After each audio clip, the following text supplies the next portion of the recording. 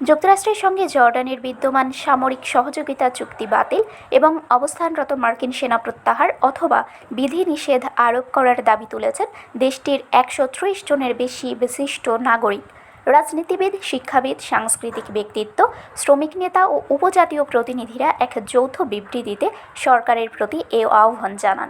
বিবৃতিতে বলা হয়, জর্ডান কোনো আঞ্চলিক যুদ্ধের পক্ষে নয়, তাই দেশটির ভূখণ্ডকে বিদেশি সামরিক উপস্থিতি কিংবা আঞ্চলিক সংঘাতের অংশ হিসেবে ব্যবহার করা জাতীয় নিরাপত্তা ও সার্বভৌমত্বের জন্য ঝুঁকিপূর্ণ।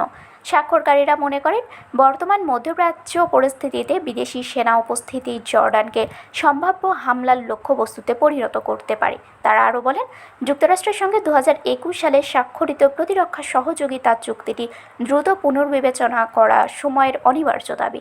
প্রয়োজনে চুক্তিটি বাতিল অথবা এমনভাবে সংশোধন করতে হবে যাতে জর্ডানের স্বাধীন সিদ্ধান্ত গ্রহণের সক্ষমতা ও জাতীয় স্বার্থ সম্পূর্ণভাবে সুরক্ষিত থাকে। এই আহ্বান এমন সময় এলো যখন মধ্যপ্রাচ্যে যুক্তরাষ্ট্র ইরান উত্তেজনা নতুন করে বৃদ্ধি পেয়েছে এবং বিভিন্ন স্থানে মার্কিন সামরিক স্থাপনাকে লক্ষ্য করে হামলার ঘটনা ঘটছে। এ পরিস্থিতিতে জর্ডানে বিদেশি সেনা মোতায়েন নিয়ে দেশটির অভ্যন্তরের জনমত আরও সংবেদনশীল হয়ে উঠেছে বলে মত দিয়েছে বিশ্লেষকরা।